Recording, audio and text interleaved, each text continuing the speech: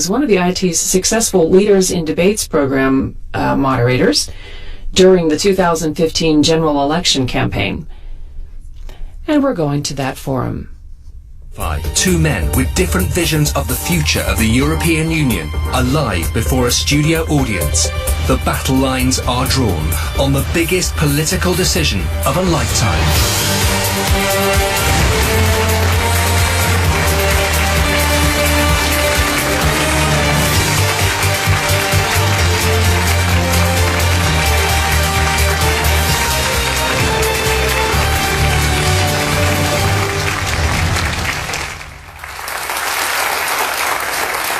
Good evening. There are now just 16 days to go before the UK makes a momentous decision to stay in or to leave the European Union.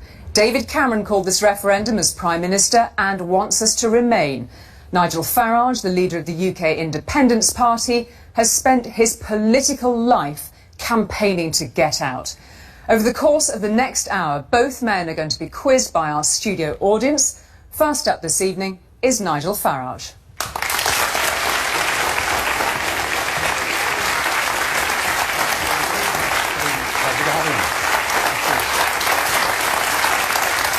Welcome, Mr. Farage. Thank you. Our first question, we'll go straight to it, is from Daniel Green this evening. Mr. Farage, the majority of the UK's top economists and business leaders believe that leaving the EU has a significant risk of economic decline and potentially even a recession. I don't see what I, as a member of the public, stand to gain from this outcast.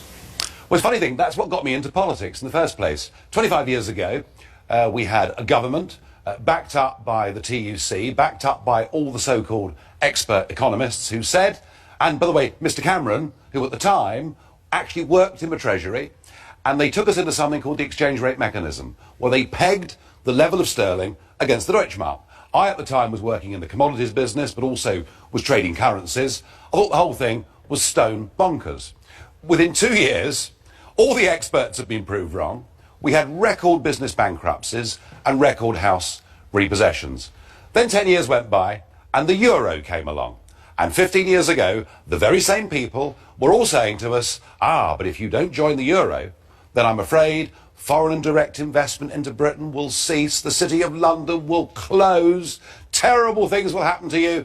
Well, all I can say is thank God we didn't join the euro. And now this same gang, who it seems to me have been wrong about everything, through this process of groupthink, cases, although they masquerade as being independent, they're actually being paid by the government or paid by the taxpayer, are telling us terrible things would happen to us outside of the European Union. Can I just say this one thing to you? That they've been wrong before and they're wrong again. There are strong, independent voices in business. You know, people like John Longworth from the British Chambers of Commerce, who resigned his position to speak out against this, and people like Digby Jones, the former Director General of the CBI. So the trend is, if they're currently in post, they support the status quo. Once they've retired or resigned, the former Governor of the Bank of England, Mervyn King, then they speak more freely. I would just say this to you, trade is not made by governments, trade is not made by bureaucrats, Daniel, it's made by people like you. You buy products, you choose to buy a product or you don't. And do you know what? Once we've divorced ourselves amicably from political union, we will then go on buying cars and wine and trading happily. Thank you very much indeed, and thank you, Daniel, for that question. We're going to stay with questions on the economy and go to a gentleman not far away. Aaron Barsley has a question for Mr. Farage. Hello. I work in the pharmaceutical industry with multinationals who are worth billions to our economy. They're here because we're in the EU. Do you think our independence is going to risk thousands of jobs and billions of annual income to our economy? Well, I don't buy the fact that a pharmaceutical company is in Britain because we're in the EU. They're in Britain because they want to be in Britain. I'm going to interrupt you there. And there are lots of reasons for doing that. Some operations can only be done in the EU. I can't do my job in Switzerland, so I can't review some EU products and live in Switzerland. You have to be in the EU, and that's why they have EU headquarters in the UK, which makes it worth 32.4 billion a year. I have to say that I'm not wholly happy with the way that much of the pharmaceutical industry has behaved. In particular, I see their lobbying in Brussels, which is absolutely massive, and I see the way they've been very good at putting out of business people producing alternative medicines. So not everything your industry has done has been good. Proved against placebo. But look, I've heard these arguments about car manufacturers.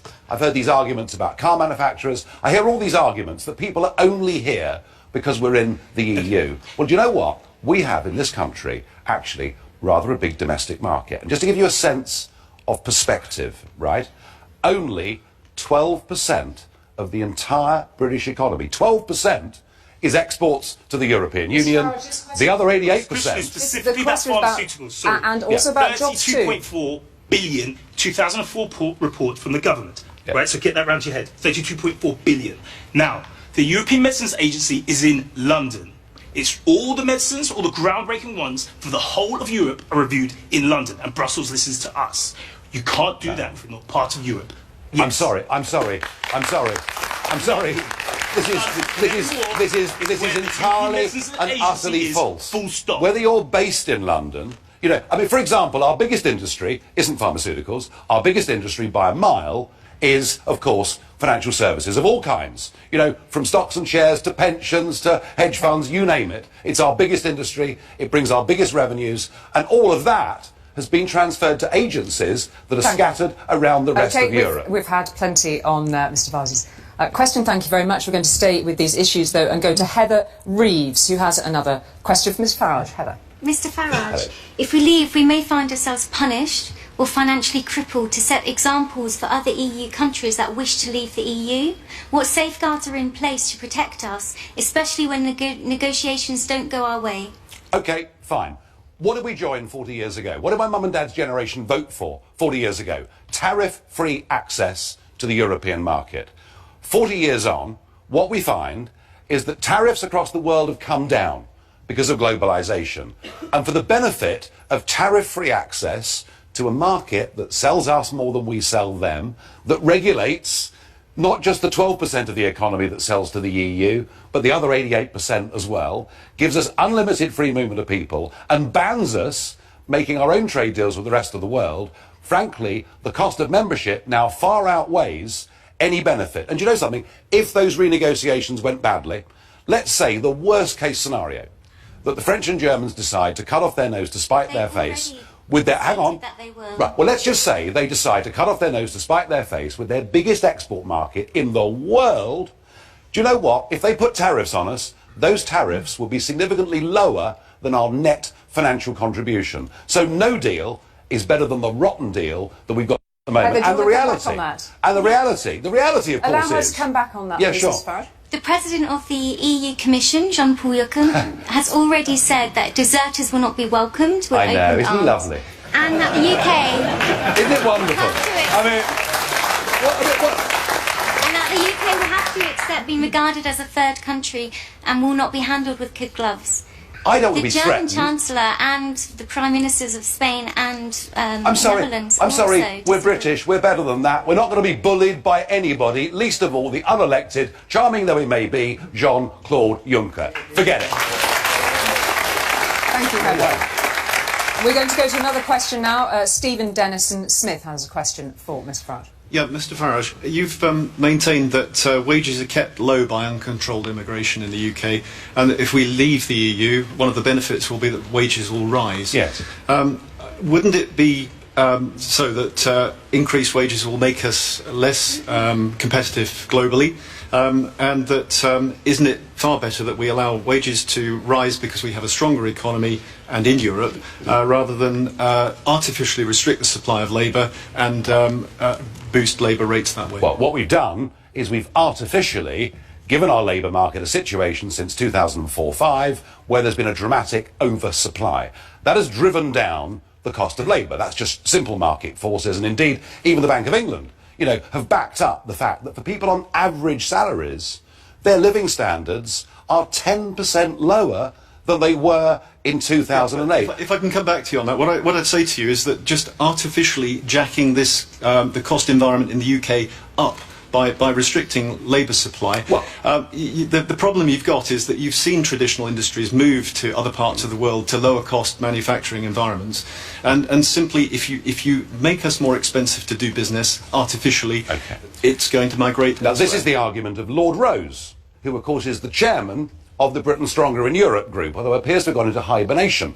And this may well be because when he appeared before the Treasury Select Committee, he was asked if Britain leaves the European Union, has a work permit system for foreign workers, wouldn't wages go up? He said yes, but I don't think that would be a good thing. Do you know something? There is more to this country. There is more about our community than just being competitive. Artificially putting ourselves into an environment where we just make us... I'm sorry, sir. What is artificial is to have opened up our doors to nearly 500 million people and to flood our labour market and to see some of the best, but when finest... you or I are old and dribbling in our nursing home and needing somebody to mop up behind us, if you double the cost of that kind of work, what are you going to do? I don't know. Well, we're not saying double the cost, but we're saying significantly higher. And what I am saying to you is, I think it is wrong that for average, decent families in this country, their living standards have fallen by 10% over the course of the last few years. And it's about time, as a society, we started thinking not just about GDP figures, not just about the rich getting richer, but about ordinary, decent Britons who've got a rotten time. Thank you very much indeed. Thank you for the question too. We are going to now stay with immigration and go to Tola Jayolo, who has a question. Nigel Farage, what I would like to know is how can you have the audacity to use such blatant scaremongering tactics for the Leave campaign in light of the recent horrific sexual assaults in Germany? You have basically suggested that a vote to Remain is a vote for British women to be subdued to the same horrific assaults. Well, just calm down there a little bit, all right? Because no. But I mean, sometimes in life, what it says at the top of a newspaper page and what you've actually said can be slightly different things. Look, I'm used to being demonised because I've taken on the establishment.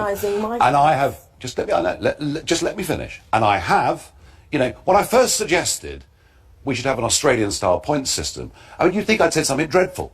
And now I'm pleased to say lots of people are saying it. I don't think that's what I said about Cologne was that it's a huge issue in Germany. It's a huge issue in Sweden. I think Angela Merkel has made a big mistake by saying, please anyone come. And what's happened is a very large number of young single males have settled in Germany and in Sweden who come from cultures where attitudes towards women are different. I haven't scaremongered in any way at all. Are you not embarrassed that Justin Welby today said that you're legitimising racism? Well, I'm sorry, and I'm not going to stand here and attack the Archbishop of Canterbury, but I think he would have done better to have read actually what I said. Headline was, and he would do well to see what the head of the Roman Catholic Church in Germany has said, because he's made some very robust comments. But you're targeting a certain group of people and using them as bait to prey upon British people's rational fears about mass migration. I'm sorry, this is an issue for the future. It is a tiddly little issue as far as I'm concerned in this election campaign. But I knew that at some point in this campaign, the Remainers would come for me and would try and conflate something I'd said out of all proportion. May I just ask... I do believe in border controls. I do believe we need to have a sensible, balanced migration policy, and I do believe Germany have made a bad mistake. We're going to stay on this issue and go to Emeril Morgan alongside Tola there, and a question also for Mr Farage. Hi, Nigel. I know a lot of people, I have an access to a predominantly black British audience, and a lot of the concerns that they have raised, alongside concerns that I have myself, is that you are going to increase the fear and discrimination of black British people through your anti-immigration rhetoric. Well, are you encouraging racism? I don't think you could be more wrong, and here's why. Well, how are you going to safeguard that is essentially what I want to know. And here's why. I take a very strongly pro-Commonwealth view. I think it was very bad and wrong of us to turn our backs on the Commonwealth in favour of a European political project, and we've made a bad mistake. So now what we do is, if you've got a qualification and you come from India or you come from parts of Africa, you now find it very, very difficult to get into this country despite the historical, strong... You're still anti-immigration, so I don't see... I won't have that. You are anti-immigration. No, you use scaremongering and inflammatory comments in your campaign that have gone against people that look non-white. If you How really- are non-white British people going to stop you facing really wanna think discrimination that- about their identity and nationality in this country? That is what I really want to know. I'm sorry. You haven't addressed my concern. Well, I tell you what, if you want to think that, and you don't I want don't think that. That's see. the majority of people that look black, British or non-white. Well, lots of have them- those concerns. They're very real can I concerns, tell you- and you're dismissing them. Can I tell you that lots of them voted for my party in the last election, Did they? stand for us as candidates. Did they? Can I see the evidence? On what numbers? And you're not listening, are you? How much of the 3% voted for you? I can't do a lot unless I'm allowed to she's talk. put a very clear now, look, question to Now you. look, I'm explaining to you that I take a view that is strongly pro-Commonwealth. If we have an Australian-style point system rather than an open door to 508 million people, then actually it'll be better for black people coming into Britain who currently find it very difficult because we have this open door. And I would also say this to you, that once again, this attempt to demonise the Leave campaign or me, actually, there is big support for this amongst the ethnic minorities in this country who know that actually our current open border policy is damaging all of our communities. And here's our chance, maybe our one and only chance as a nation to get a grip on this issue. Imran, thank you very much indeed for your question. And we're now going to go to John Nightingale. Mr Farage, a number of high-profile studies have clearly shown that EU migrants contribute far more to the British economy than they take out. But so how can you constantly ignore these findings and continue to tell us that immigration is a disaster for the UK? Well, we see reports that say that EU migrants pay more tax than they take out. I saw a report yesterday that suggested that actually it's a marginal loss for the country. I'll tell you what we'll do. I'll meet you in the middle. We'll agree with the House of Lords, who looked at this and said, in economic terms, it's probably about neutral. All right? But my argument is this. Mr Cameron, who will come on afterwards, will tell you that it's a wonderful economic benefit. And despite his pledge in the general election of reducing immigration to tens of thousands a year, he now says it would be disastrous for our economy. The real truth is that the population of this country is rising at a number where we need to value people's quality of life and standard of living and not just national GDP figures. If immigration continues at the current rate, our population will be 80 million by 2040. And just to cope with that, do you know, we need to build a new house every 4 minutes, night and day, just to cope with the current numbers. So what I'm saying to you is, let's have a balanced approach. Let me tell you that we, as you well know, have an ageing population here, that we migrants to pay our pensions, to pay for hospitals, to pay for the NHS, although all that is going to be necessary.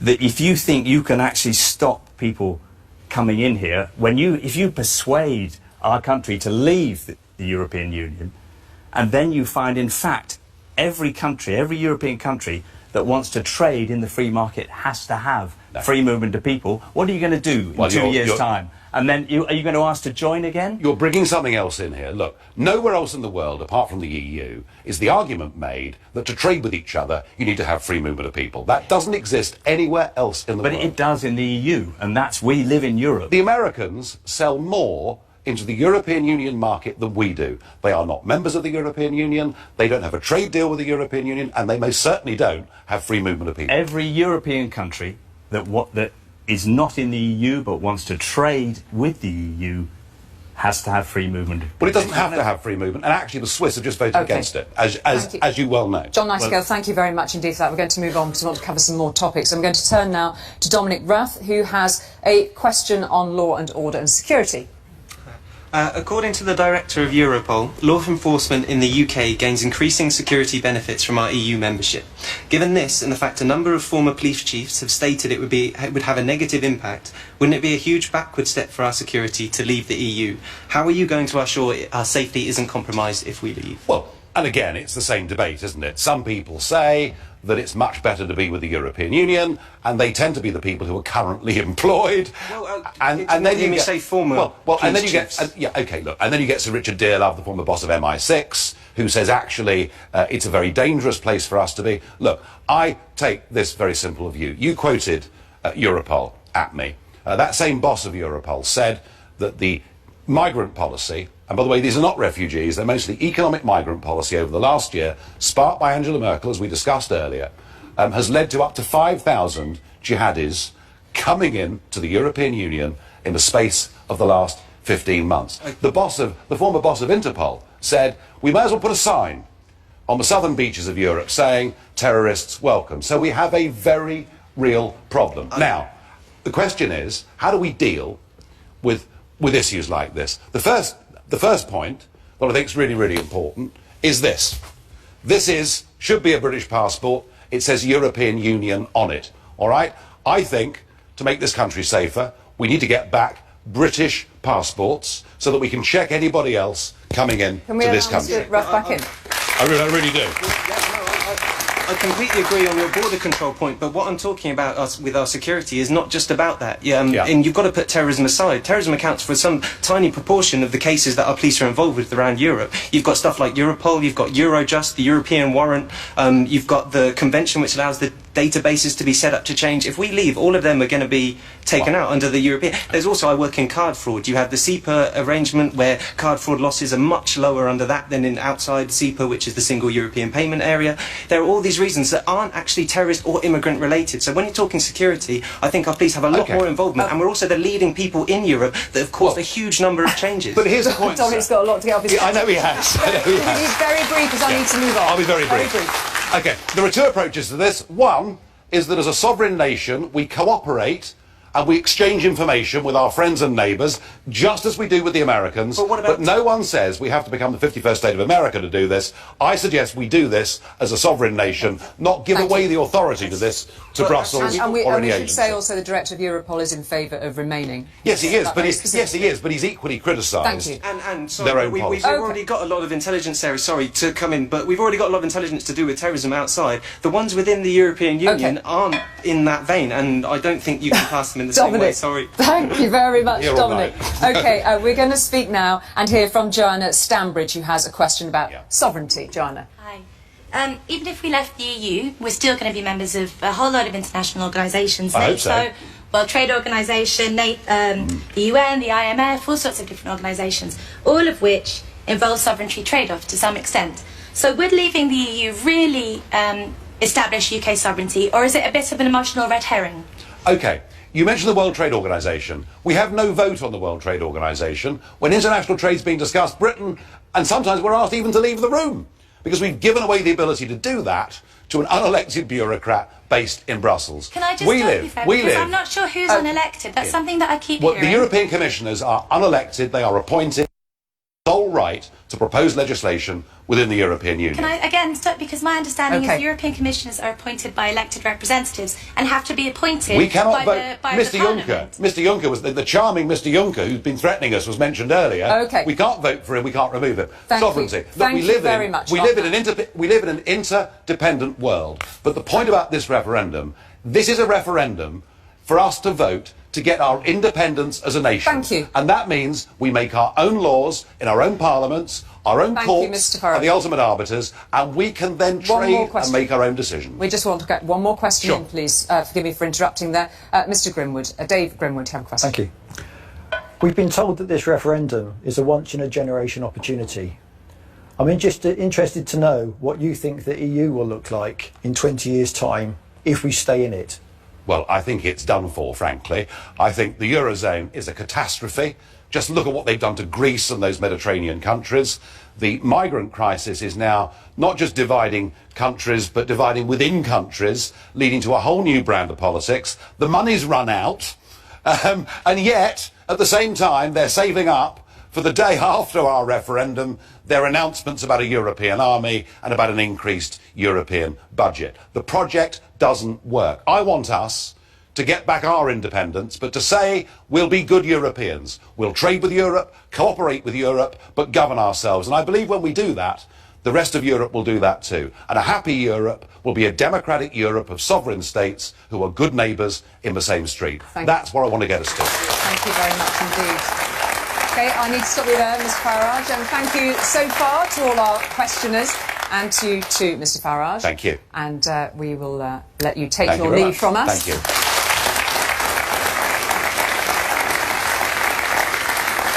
And we're going to take a short break now. When we come back, David Cameron will be here to take more questions from our audience, so do please stay with us for that.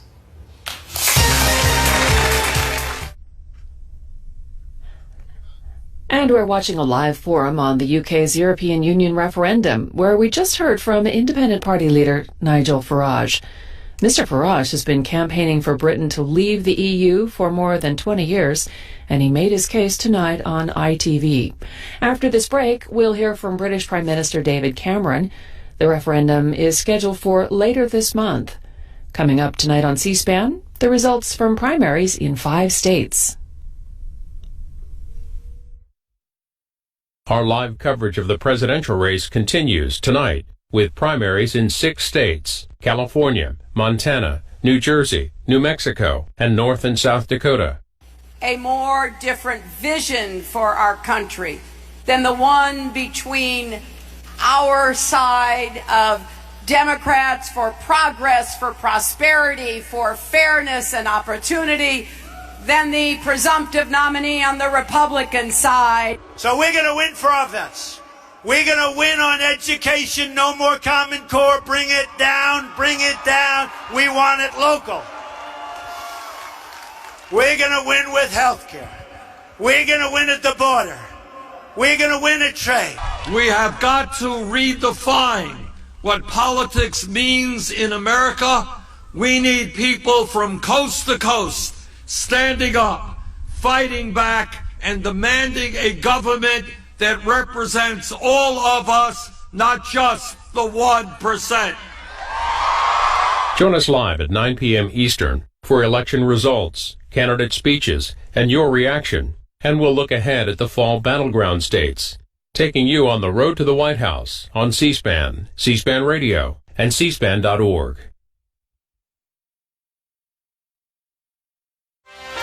Madam Secretary, we proudly give 72 of our delegate votes to the next President of the United States.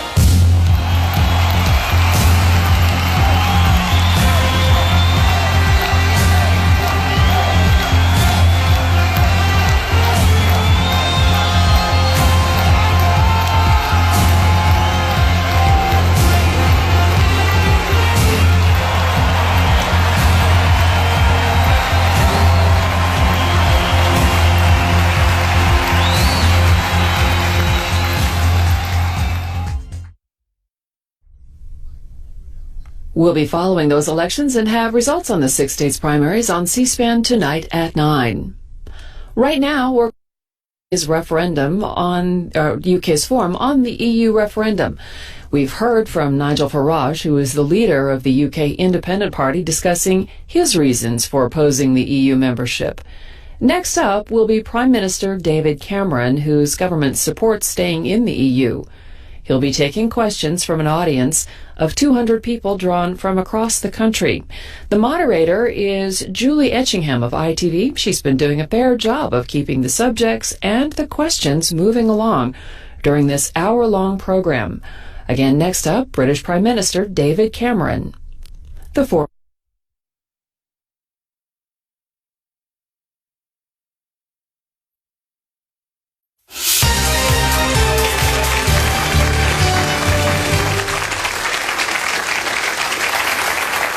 Hello and welcome back. Well, in the first half of our programme, we heard the leader of the UK Independence Party, Nigel Farage, put forward his case for why he believes we should leave the EU. Now, David Cameron, who wants us to stay, is his turn to face our studio audience. Welcome, Mr. Cameron. Welcome to you, Mr. Cameron, and we'll go straight to our first question, and it is from Robert Newman. Mr. Cameron, you and the Remain camp seem to be convinced that if Britain leaves the EU, that we will be plunged into recession. 6 months ago, you told the CBI that Britain could survive outside the EU. Why are you now so adamant that we'll be plunged into economic meltdown if we decide to leave? Well, we can certainly survive outside the EU. I think the question for us is, how do we thrive? How do we do best? How do we create opportunities and jobs and chances for our children and our grandchildren? That, to me, is what this debate is about. And I think what's so unique about it is the extraordinary consensus. 9 out of 10 economists, the Governor of the Bank of England, the International Monetary Fund, all saying that they believe we would suffer a hit to our economy, a hit to jobs. And what that means for people is lower living standards, potentially lower wages, higher prices in our shops, and yes, potentially a recession. And I think it would be irresponsible for me, as your Prime Minister, not to warn of these things. After all, the IMF, the OECD, some of these bodies are actually paid to warn Prime Ministers when their economies face risks. So yes, we could find a way, but in my view, it's not the right way. And I want to, if I can, just take a moment to say why all these experts, I believe, are right. And it's to do with this single market. 500 million people. It's where we sell half of the goods and services that we export, almost half. And of course, if we have less good access to that market, our economy will be smaller. There will be fewer opportunities. That's why I think the experts are right. I think we should listen to their opinions, and I think we should vote to remain on June the 23rd. Rob, would you like to come back on that? You refer to, we have a Treasury which didn't forecast a credit crunch. We have a Home Office which predicted that only 16,000 people would come over from Eastern Europe. The last time anybody counted, 1.6 million had already arrived. I accept forecasters don't always get it right, but I can't remember a time when you've had such a consensus of all these bodies and all these economists. And as I say, what they're saying makes common sense to me, because if you're a great trading nation, and we are a great trading nation, and if you cut yourself off from your most important market and have worse terms in that market, then you're going to be disadvantaged. Now, what Nigel Farage said was that multinational companies or others wouldn't reduce their investments in Britain. But let's take, for instance, the car industry, a fantastic success in our country, 150,000 people employed in it, another 300,000 helping to supply it. If we had the same situation as America, which was what Mr. Farage was talking about, our cars would face a 10% tariff, a 10% tax. And that's why I think you'd see less investment and less jobs. So I think there's a real consensus now that we'd be worse off if we were to leave. Mr. Cameron, thank you. Forgive me for moving on. We've got lots to get to. Sure. We're going to take a question now from Anthony Gould. Prime Minister, you gave an excellent speech in 2013 outlining the minimum reforms that you wanted to get from the EU. One of the key ones from my perspective, running a small business, was that you wanted to remove the free movement of people so that we could recruit skilled people from all over the world, not baristas from the EU. You were basically humiliated on that. So why on earth are you now saying that the EU is wonderful? You were saying then you'd leave if you didn't get those reforms. What I said in the reforms that I sought, I said we need it to be less of a single currency club, so I wanted guarantees for the pound, our currency, and I got those. I said I wanted it to be less bureaucratic, so I wanted regulation, including on small businesses, and I got that. I said that I wanted to make sure it was less of a political union for us. I think we're there for trade and cooperation and working together, but we want to live in a country called Great Britain and be part of a European Union. And so I've got us out of ever closer union. And crucially, on migration and the movement of people, I said I didn't think it was right that people could come to our country and immediately take out of the benefit system, including the in-work benefit system. And what I've secured is this idea, this proposal, that if people come here, first of all, they can't claim unemployment benefit. If they don't have a job within 6 months, they have to go home. And if they do work here, and many people do work here and make a great contribution, but if they do work here, they don't get full access to our welfare system until they've worked here for 4 years. Now, I think that is a real advance for us, because it's no more something for nothing. It's saying, yes, come here and work, come here and contribute, but you have to pay in before you get out. Mr. Gould, would you like to come back on that? But if you need skilled people from outside the EU, it's devilish difficult. I've even had to spend thousands of pounds, wait over a year to get a Tier 2 visa for my staff to come here. It's ridiculous when somebody can walk in here and do the most junior, unskilled job from the EU. We can't get the skilled people we need from anywhere where we need them. Well,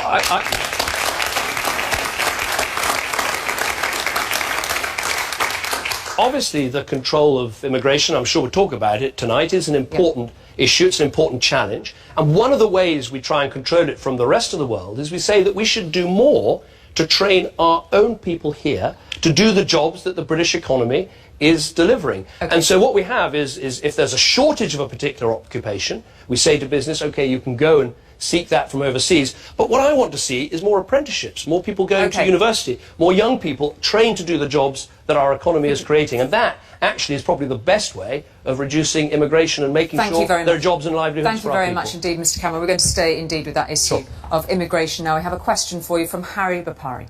Hi, Harry. I have no GP as all are full in my area. I can't get onto the housing ladder and have 3 kids in one room. The place where I grew up was a lovely area, but is now a no-go zone. How is the EU and uncontrolled immigration working for me, a 40-year-old Brit who has been working full-time since the age of 16? Well, what I'd say is I think there are good ways of controlling immigration, and I think there are bad ways of controlling immigration. A good way is what I just explained, of saying that people can come here, they can work, they can contribute, but they have to pay in before they get out. And when it comes to immigration from outside the EU, which of course is more than half, we do put a limit on the numbers that come for economic reasons. But I would say, really frankly, that I think if we want to build houses, if we want to invest in our health service, if we want good schools for our children, we've got to strengthen and safeguard our economy. And pulling out of the single market, which is what the Leave campaign want to do, that would damage our economy. Nigel Farage said it. He kept on talking about GDP isn't all that matters. GDP is the size of our economy. It's the combination of all the wealth that our country creates. He's basically saying it doesn't really matter. He's so keen to get us out of Europe that he's prepared to sacrifice jobs and growth on the way. We mustn't do that. That's not the way to build houses or provide the health service we need. Sorry, Mr. Cameron, I voted for you in the last election because one of the things on your manifesto was to get immigration down. You haven't been able to do that because you're not allowed to do that. That's the bottom line. So how are you, I can see my standard of living and my family's standard of living going down because of this influx that we can't control. Now, I'm sorry to say, but your closing statement last week was that if we leave the EU, we're rolling a dice with our children's future. I think quite the opposite. By you telling us to stay in, you've rolled that dice already. Well, obviously,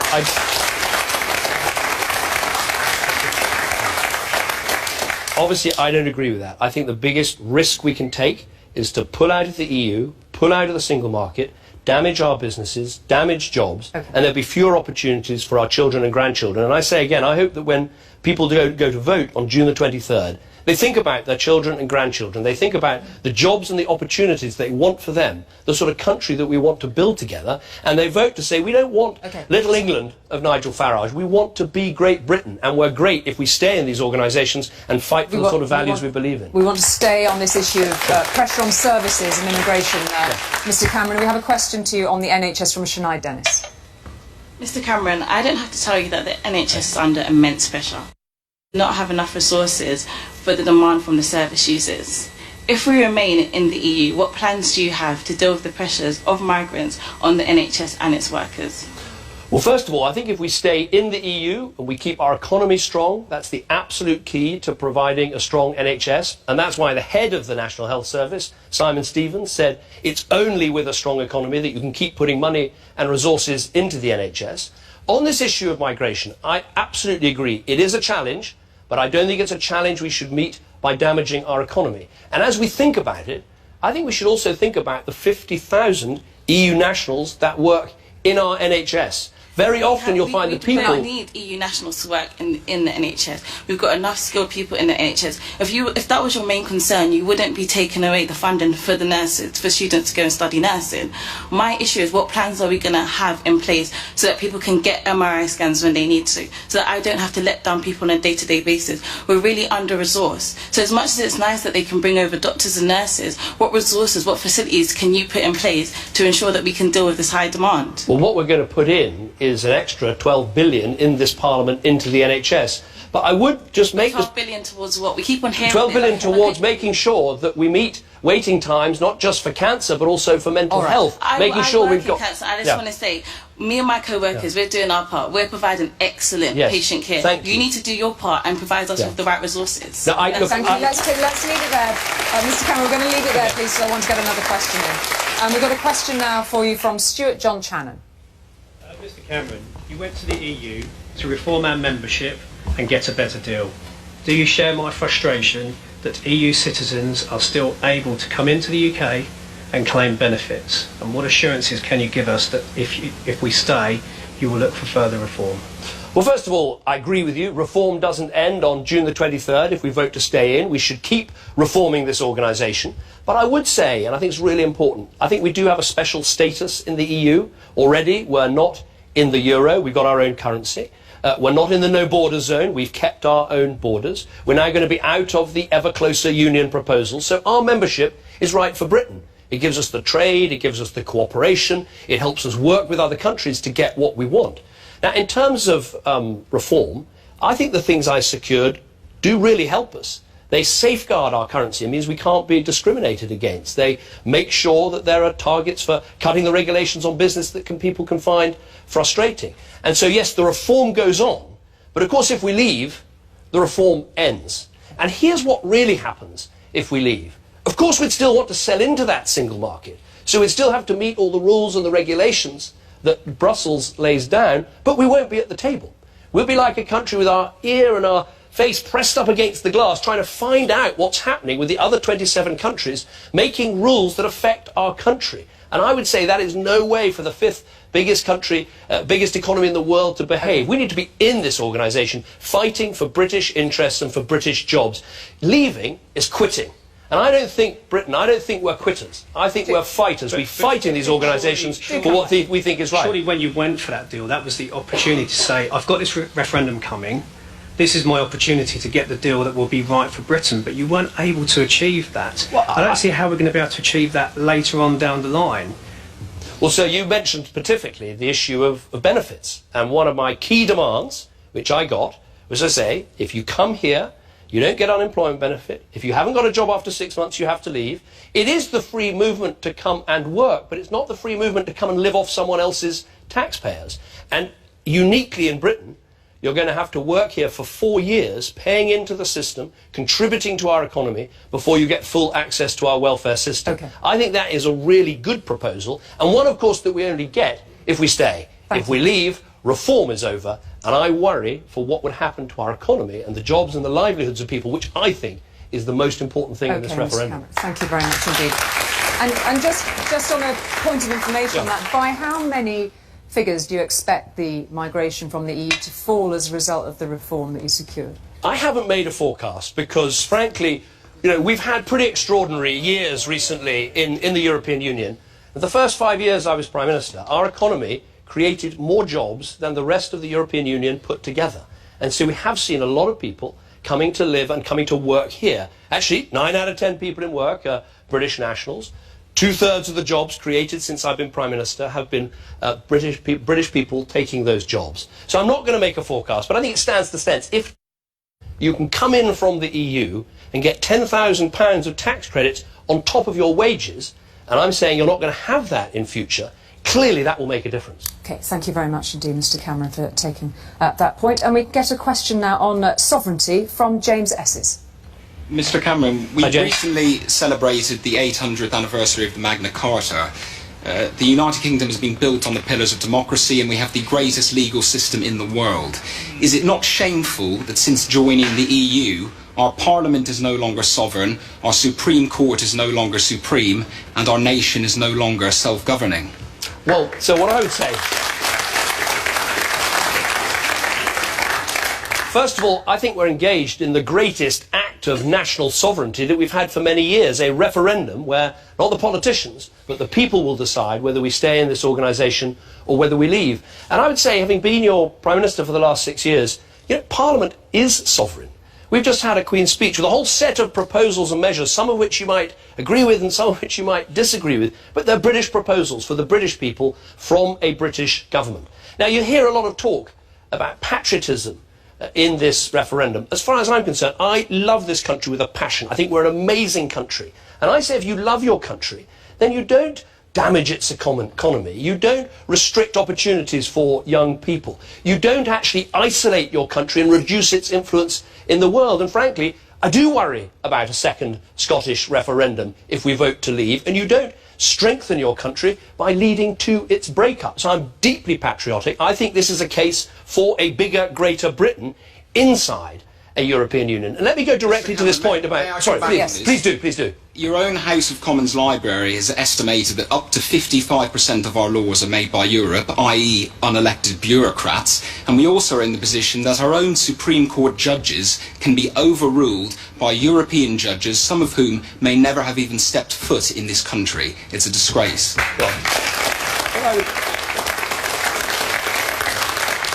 What I would say is, to me, what really matters, true sovereignty, is about control. Do you have control over your country's destiny? We're a trading nation. We need access to the single market. If we leave, it still exists, the EU still exists, we have to sell into that market. We'd have to obey every single one of the rules and regulations to sell into that market, but we'd have no say over what they are. Let's take the car industry again. I want to make sure we're round that table writing the rules for electric cars. I want us to be the leader. I want us to be the winners in Europe and in the world when it comes to technologies like this. And we don't enhance our influence by walking away or quitting. We reduce our influence. So it might give you the illusion of sovereignty to withdraw on June the 23rd, but you'd find out in area after area after area, things that affect our great country, we would have no say over. When we want to try and make sure Iran can't get a nuclear weapon, when we want to be strong in front of Putin's aggression in the Ukraine, we need to work in these organisations. We need to work in NATO. We need to work in the UN. And yes, we need to work in the EU. Sometimes it can drive me mad, right? It is a bureaucracy. It is frustrating. But I honestly believe walking away, quitting, would reduce our national influence, would reduce our economy, would reduce our say in the world, and as a result would damage our country. Thank you very much indeed, Mr. Cameron. Thank you also to James for your question. And we have a question now also on similar issues from Joseph Cook. Mr. Cameron, I know that we're all meant to elect our local MEP, but every time I ask my customers coming into my shop, who is your MEP, not one of them has got a clue. None. Now, that is shameful on our part, and it's shameful that the EU isn't reaching out where it should be. We just don't know who they are. We've got not a clue. And that is, I've been asked, especially with the referendum coming up, I've asked many of them, so many of them, and not one knows. What are your thoughts on that? Well, I don't want the European Parliament or the European Union to have more power. I want the power to reside in our Parliament. And if this is an important point, I think, for people who are concerned about the future, if there's any proposal to pass further powers from our Parliament to Brussels, automatically there has to be a referendum. So there's a lock on whether more powers can be passed.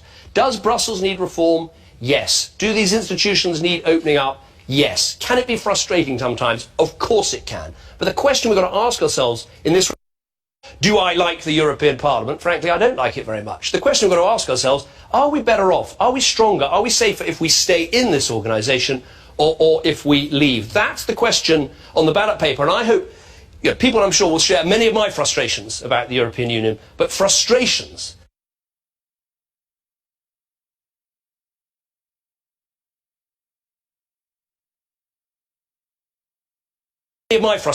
about the European Union, but frustrations with an institution, or indeed with a relationship, are often not a justification for walking away. They're an argument for staying and fighting for what you need, for jobs, for investment, for security for our country. Joseph, thank you very much indeed for that question. We're going to press on a question with, on law and order from Peter Thompson.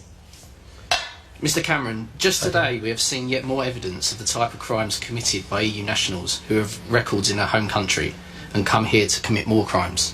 If we remain in the EU, how can we protect the public from the EU nationals who have committed offences in our home countries? Peter, very good question. I can answer it very specifically. First of all, we will keep our border controls. We can stop anyone at our border, EU nationals included, and if we think they're a risk to our country, we don't have to let them in. And in my renegotiation, I strengthened that to give us more freedom to do that. First point.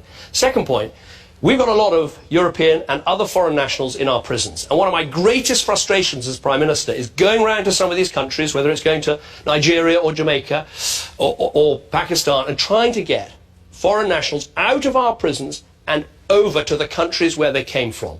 In Europe, we do at least have a directive on prisoner transfers, which is now coming into force, and we'll be able to get those people out of our prisons so they can be paid for by the governments whose citizens they are. Now, if we leave, we'll be back to the situation that we had before, far, far more difficult to get these people out of our country. Please come back. The 50 names and individuals that were released today in the press, the government, tried to get them out of the country because they've committed serious offences, but Brussels said no, they have to remain. But that's because...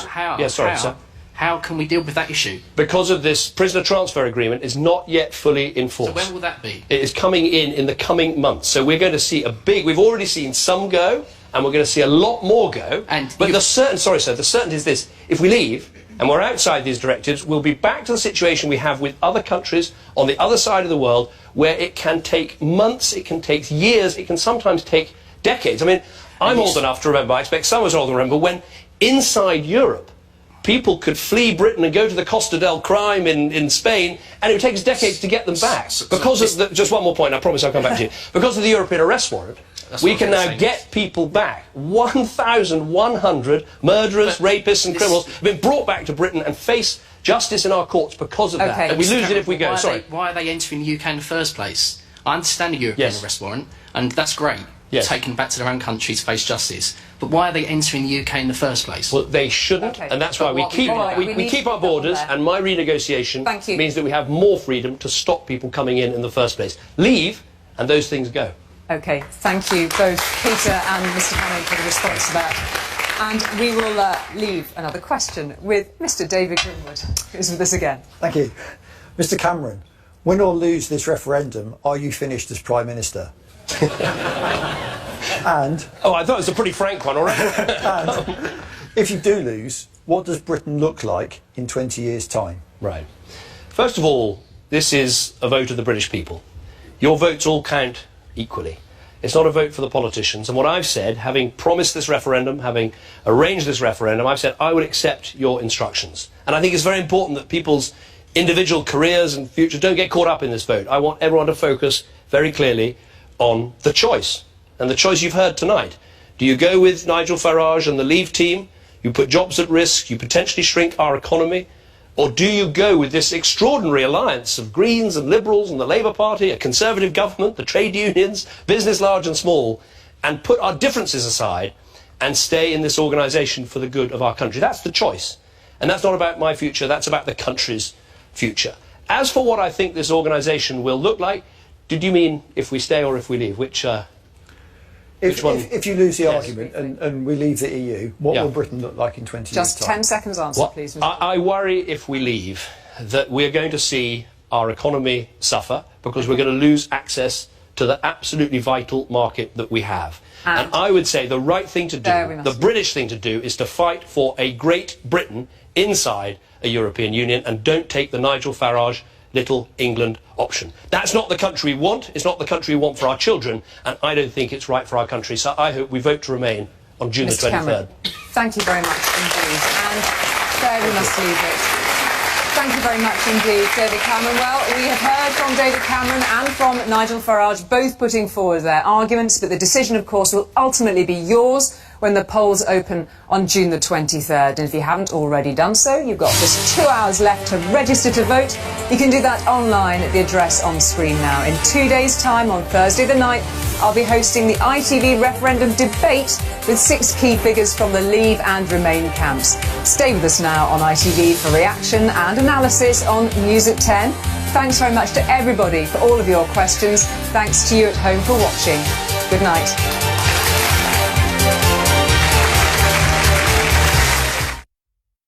Our live coverage of the presidential race continues.